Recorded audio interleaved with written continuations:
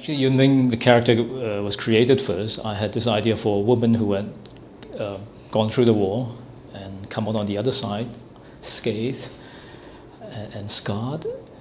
But the problem was I didn't know who I could put her against to react. And she's actually, without anyone, she's just a one-woman play. And that's not going to be very interesting.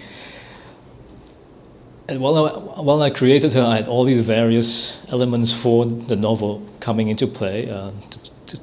The location, the Malayan emergency, and I couldn't think of a way to tie them all together. And it was at this reception party in South Africa where I was introduced to the gardener of the Emperor of Japan. He was in his mid-50s, very, very charming and friendly guy, but he couldn't speak English. No, I can't speak Japanese, so bowing and and then that was it. 5 minutes later, I was out of his inner circle. He went on to somebody else to talk to. But just his job description alone continued to resonate in here, and I decided, yes, it's a beautiful job description, isn't it? The gardener of the Emperor of Japan.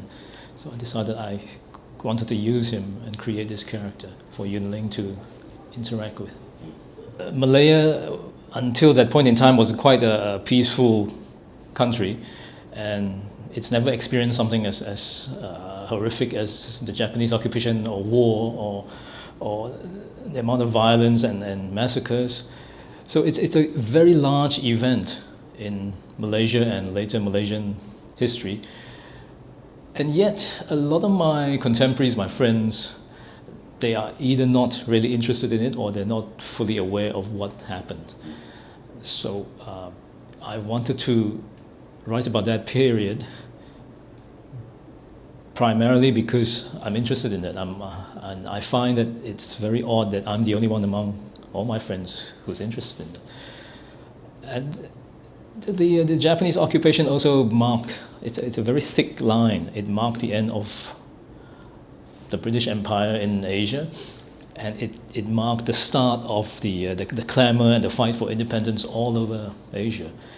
So this huge dividing line is fascinating to me, and I enjoy exploring how the ordinary people react to these huge events. How we interpret, remember, and then revise memory. All of us are doing it all the time, even though we're not aware of what we're doing.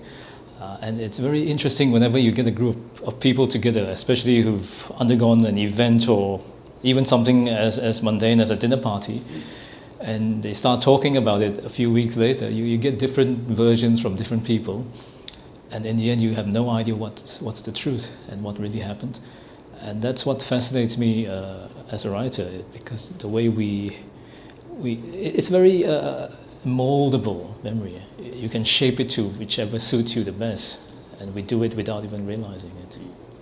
It's not just malleable by other people, and it's also by yourself, by time, by your own personal growth as well. I mean, if you continue to grow as a person, and hopefully we all do that, we look back and we see things in a more, I suppose, a matured way, and that also colors our perception of what happened and how we experienced that event.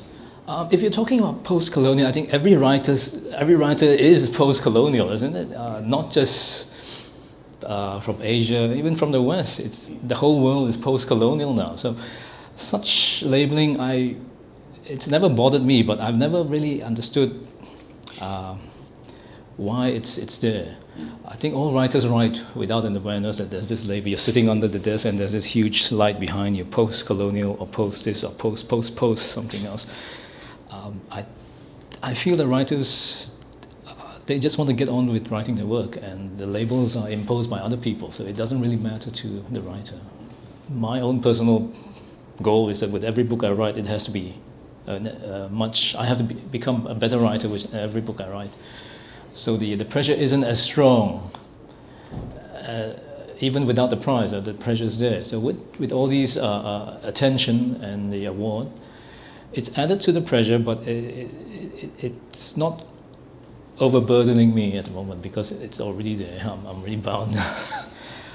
But it's also spurred me on because to realize that to have this wide readership of people around the world, it's really made a lot of difference to how I see my writing career. I think it's when I started writing The Gift of Rain, I thought I'm not sure whether it can sustain me for the long term. It's so unsure. Come up with the first book. Most first novels just sink without a trace. So to have this interest and award and the longlisting and the shortlisting, it's been very encouraging, I have to say. Being a lawyer is really good training for being a writer because we have to deal with the nuances of language every day. In every document we draft, we have to be so careful what we say, and we have to find the best word to convey what we want to say it. So that was really a good training ground to be a writer. And for I think a lot of lawyers who enjoy their work, the drafting side of the work, they basically want to be creative as well. And being a lawyer, it allows you. It's this strange profession where you play with language, but yet you don't have creativity at all. You really have to work within the confines of the client's demands. So there's this sense of frustration, and I suppose we all break away from that and go into something similar, but which gives us more freedom to work.